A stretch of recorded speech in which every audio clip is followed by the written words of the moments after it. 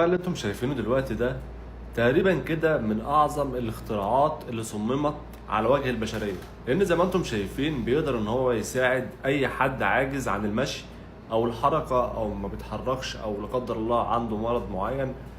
فالاختراع اللي انتم شايفينه ده هم صمموه كده بادوات معينه تقدر ان هي تخلي الانسان عن طريق ايديه بس او صوابعه يقدر يتحرك ويقوم ويمشي.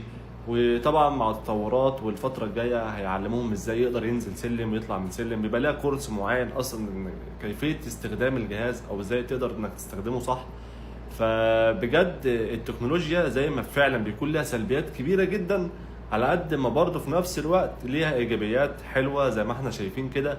هي مش مصدقه نفسها وهي واقفه بترقص ان هي فعلا وقفت. انا مصدومه ان هو انا ازاي وقفت بالشكل اللي انتم شايفينه ده. بجد اختراع جميل جدا ونتمنى ان هو ينتشر وفي نفس الوقت ما يكونش سعره غالي، لان المعدات والاجهزه دي بيكون سعرها اوفر قوي، بيكون سعرها غالي جدا لانها بتشتغل بتقنيات معينه.